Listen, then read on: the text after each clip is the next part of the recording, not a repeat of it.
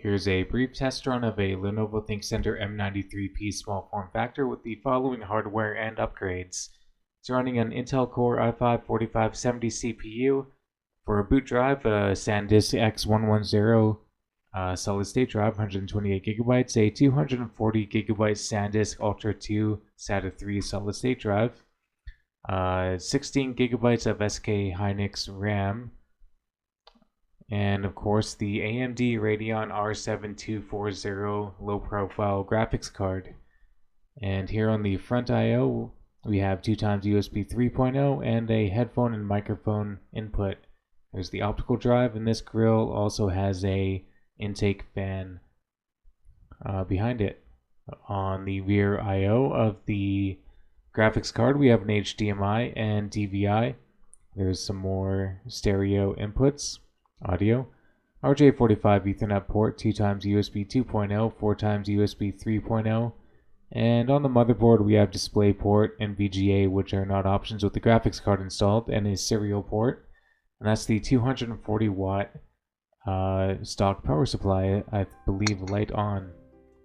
So here's an example of Golf It, and this will run at approximately 40 to 45 frames per second on low settings. Still enough to have a pretty good time and maybe play with some friends. It takes the 3D graphics relatively well.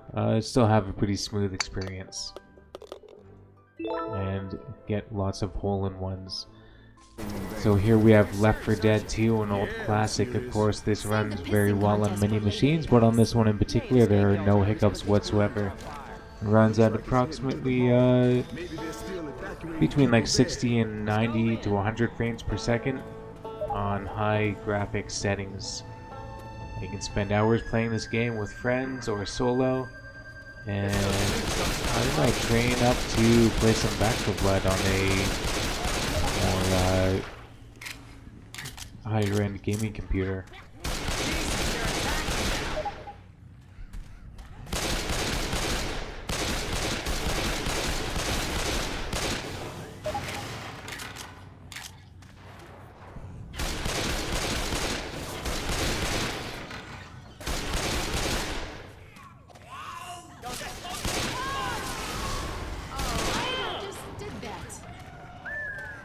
Check out all them X's, man. Looks like New Orleans the last city standing. So the Radeon R7 240 graphics card provides a nice little boost as opposed to the integrated Intel HD 4600 graphics, which are okay, but not really good for any kind of gaming. And this is really just a budget setup. You probably don't need 16 gigs of RAM, but I had it laying around, so I figured I'd install it all. I should notice the RAM speed is 1333 megahertz, so a little bit slower, but of course you won't really notice a huge difference running in a system like this. Here we have Puyo Tetris running at a solid 60 frames per second. What I believe is high settings. I didn't go into the graphics settings at all this time for this game. So of course you can spend hours playing this online against a multitude of different Tetris fanatics, or with friends, or local play, which is pretty cool. I find matchmaking to take a very long time, and when I do match up with somebody, they generally are way better at me than Tetris, and I get destroyed pretty quick. Here, I'm just playing against the computer.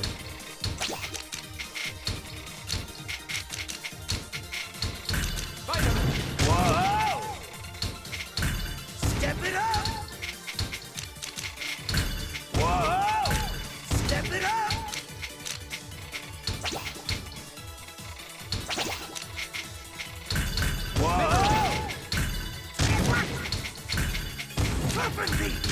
Muffin beats! Mineral!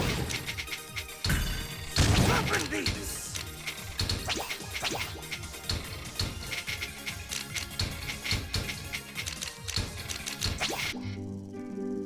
here we have a game called Polybridge.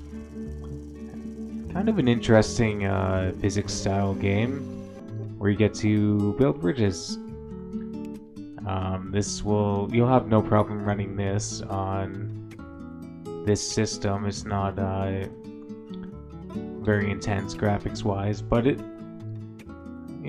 all the same, you will have a nice smooth experience at a solid, I believe it was 60 frames per second. I'm not really too worried about frames per second in a game like this, so long as the experience is smooth enough to have a good time. And of course there are no hiccups playing this on this system. So this should showcase that you can play tons of games on a budget system. You don't need the latest and greatest. You can spend a few $100 or less and get a decent system like this.